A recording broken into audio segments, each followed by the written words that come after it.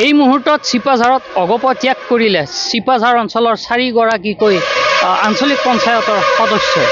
তেওঁলোকে জনোৱা মতে উন্নয়নৰ স্বাৰ্থতেই তেওঁলোকে অগপ ত্যাগ কৰা বুলি আমাৰ আগত প্ৰকাশ কৰিছে।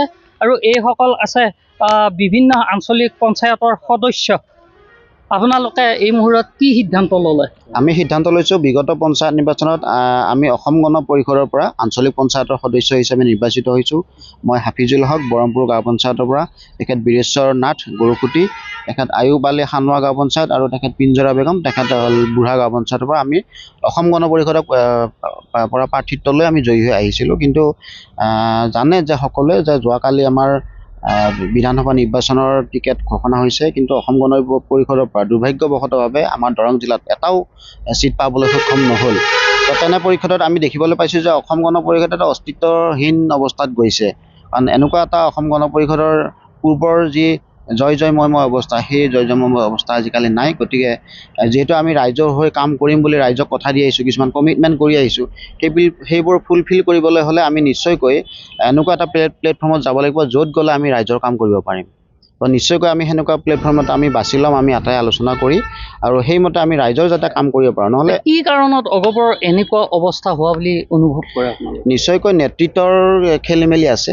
আপুনি দেখি আহিছে যে আমাৰ যিকেইগৰাকী মুখ্য ব্যক্তি কেন্দ্ৰীয় নেতৃত্বৰ সভাপতি, কাৰ্যকৰী সভাপতিকে ধৰি আমাৰ ফণীভূষণ চৌধুৰী, তেওঁলোকৰ যি নেতৃত্ব, সেই নেতৃত্বত নিশ্চয়কৈ খেলি মেলি আছে।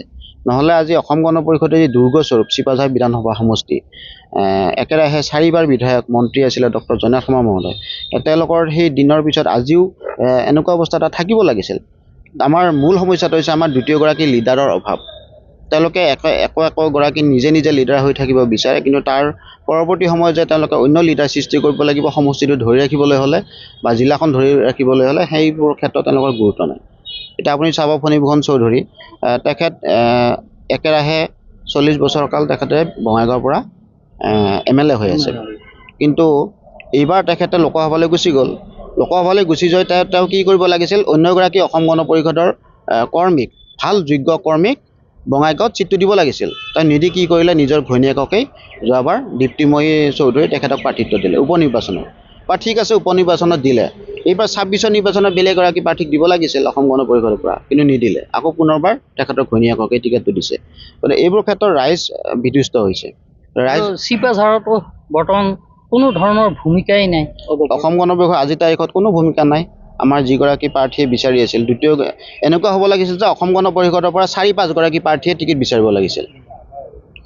এজন ব্যক্তিকেন্দ্ৰিক হৈ আছে কথাটো। এজন ব্যক্তিকেন্দ্ৰিক সকলোৱে কথাটো একচেপ্ট নকৰে। গতিকে আজিৰ তাৰিখত অসম গণ পৰিষদৰ অস্তিত্ব নাই। দৰং জিলাত 3টা সমষ্টি, এটা সমষ্টিটো কিয় দিব নোৱাৰিলে? আগতে কমচে কম দলগাঁও সমষ্টি দিছিল, এইবাৰ দলগাঁও সমষ্টিটো দিব পৰা নাই। দলগাঁও সমষ্টি। আপুনি কি ক'ব, আপোনাৰ নামটো? মোৰ নাম বীৰেশ্বৰ নাথ, মই গৰুহটী জিপি। এতিয়া বাইদেউ অলপ আগবাঢ়ি আহিব। আপুনি কোন জিপি? মোৰ বুঢ়া জিপি। বুঢ়া জিপি। আপুনিও অগপ ত্যাগ কৰিলোঁ, এতিয়া উপায় নাই নহয়।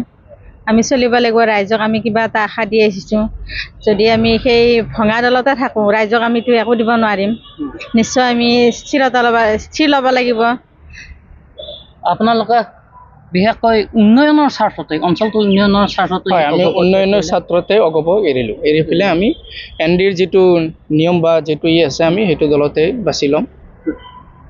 আপোনালোকে এতিয়া ক'ত যোগদান? কোনোবা এটাতো দল লাগিব নে নিৰ্দলীয়? নিশ্চয় লাগিব। মই ইতিমধ্যে কৈছোঁ যে আমি এনেকুৱা এটা দলত যাব লাগিব য'ত গ'লে আমি ৰাইজৰ কাম কৰিব পাৰোঁ। বৰ্তমান আমাৰ অসমৰ দূৰদৰ্শী মুখ্যমন্ত্ৰী ডক্টৰ হিমন্ত বিশ্ব শৰ্মা মহোদয়ৰ চৰকাৰ চলি আছে।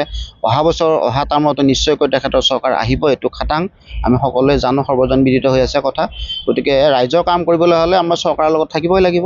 আৰু নিশ্চয়কৈ আমি যিহেতু পূৰ্বৰ পৰাই NDৰ লগত আছোঁ, গতিকে আমি ভাৰতীয় জনতা পাৰ্টীত যোগদান কৰিব লাগিব।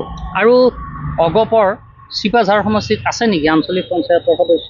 নাই। আমি 4গৰাকীক আমাক প্ৰাৰ্থিত্ব প্ৰদান কৰিছিল, আমি 4গৰাকীয়ে জয়ী হৈছিলোঁ। এইটো হয় যে অসম গণ পৰিষদৰ কৰ্মী সংগঠনে যে আমাক কেৱল জিকাইছে সেইটো নহয়। ভাৰতীয় জনতা পাৰ্টীৰ যিখিনি কৰ্মী, ভোটাৰ আছে, ছাপোৰ্টাৰ আছে, সকলোৱে সহায় কৰি আমাক জিকাইছে। যিহেতু অসম গণ পৰিষদৰ সাংগঠনিক স্থিতি একেবাৰে দুৰ্বল আমি যদি চাওঁ, গতিকে ভাৰতীয় জনতা পাৰ্টীৰ কৰ্মী, সমৰ্থক সকলোৱে লগ হৈ আমাক জয়ী কৰিছিলে। গতিকে আমি নিশ্চয়কৈ আমি এটা ভাল সিদ্ধান্ত লোৱা বুলি আমি ভাবিম যদি আমি ভাৰতীয় জনতা পাৰ্টীত যোগদান কৰোঁ।